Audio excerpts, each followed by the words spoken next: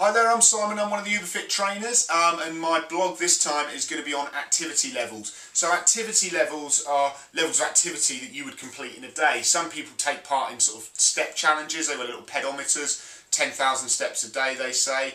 But what I'm going to do today is just explain exactly what these activity levels mean for you, so you can start hitting and achieving some results. So the first thing that we're going to do is going to talk about health related benefits. These are the benefits you gain for health, for good health, to decrease risks of heart disease, for high blood pressure, decreasing the risk of things like that, decreasing the risk of anything to do with health, obesity, diabetes, you name it, risk of stroke, all those sorts of things. So it decreases that risk. So what the actual government guidelines are, the ACSM guidelines and the standards, is 5 to 7 times a week for 30 to 45 minutes accumulative per day. Now some people say 30 minutes a day, which is fine, but what you have to understand is there's a key word in there, accumulative. So accumulative is effectively all of it built up together. Not that I'm teaching you to suck eggs or anything, but it's, say you do a bit of ironing 10 minutes in the morning, you then go out for a walk for 10 minutes, obviously that's 20 minutes activity in the day. What a lot of people do nowadays in the generation is that they end up going to work in a car, they travel to work, they get out of bed obviously, get in the car, go to work, and they travel to work, they'll do their work, sat at a desk, they'll come home in the car, sit down in front of the TV, go to sleep. So their activity levels are actually very, very low unless they're clicking a mouse. So what you need to do is you need to get out and be a bit more active. It doesn't just count going to the gym, because you need to be hitting those 5 to 7 times per week with just general exercise. To increase your fitness is slightly different.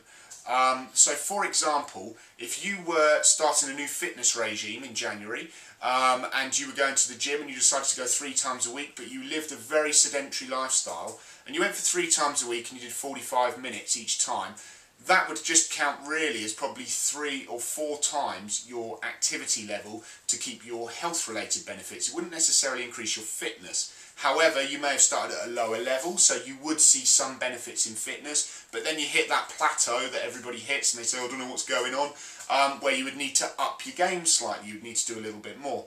So the most important key thing with anything is having an active lifestyle. That will give you those health benefits and maybe the first ledge on the pyramid, if you like, first step up. On top of that, you then have what's known as your fitness related benefits. Now your fitness related benefits are on top of the activity levels. You need to do these above and beyond. Anything that you do in fitness related benefits, if you haven't filled up that bottom part, if you like, that activity level, then those fitness benefits will drop down into that to fill the deficit.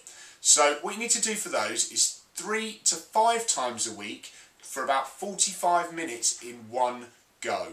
Okay, so that's a reasonably sort of amount of work, if you like, to be doing. It's a bit of commitment there. They say there are no significant benefits of doing 3 workouts and 4 workouts per week, but there are significant benefits of doing 3 workouts and 5 workouts in a week. So remember to structure your workouts so that they work for you.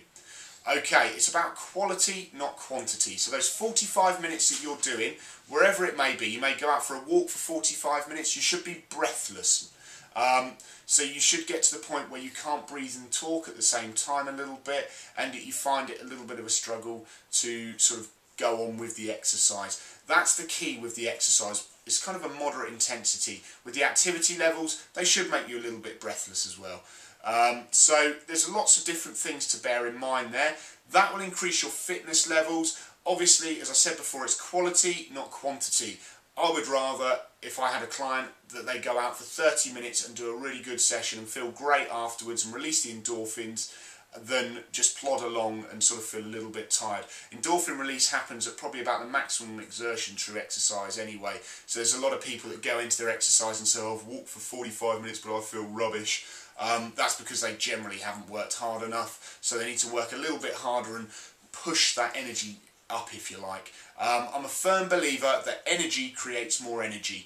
That's as simple as energy levels are, and exercise and activity levels. So best of luck with all of those. Try and structure your workouts in the correct way. You can see more about all of this and track all your progress at my website, which is www oobafit, oobafit.com. You can also do things like track your nutrition. It will create you an exercise plan, and you can join in with your buddies and have loads of fun. Okay, it's your go now. Away you go.